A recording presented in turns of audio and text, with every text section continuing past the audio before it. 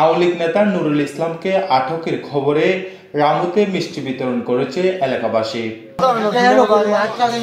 নুরুল ইসলাম রামুর খাওয়ারখোপ ইউনিয়নের উখিয়ারগুনা ৮ নং ওয়ার্ডের আওয়ামী লীগ নেতা, সেই সাথে সাবেক হুইপ সাইমন সরোয়ার কমলের কেশিয়ার হিসেবেও পরিচিত ছিলেন তিনি।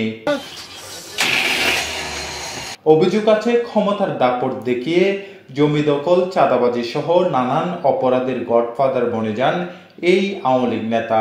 তার নামে ইউনিয়ন পরিষদের ক্ষমতার অপব্যবহার করে মানুষের ত্রাণ লুটেরও অভিযোগ রয়েছে। ৫ আগস্টের পর মিজানুর রহমান নামের এক ব্যক্তির ব্যবসা প্রতিষ্ঠানে তালা দিয়ে চাঁদাবাজি করেন নুরুল ইসলাম। সে সময় তিনি আদালতের শরণাপন্ন হয়। আটক নুরুল ইসলামের দৃষ্টান্তমূলক শাস্তি দাবি করেন মিজানু। রশিদ আহমদ হত্যা মামলার আসামি ও কিয়ানপুরার মাস্টারমাইন্ড ও গরু চুরি সহ অনেক মামলার আছে। ও ফুট করে ৬ তারিখে এসে ৫ তারিখের পর ৬ তারিখে এসে আমার দোকানে তালা মারি দিয়েছে।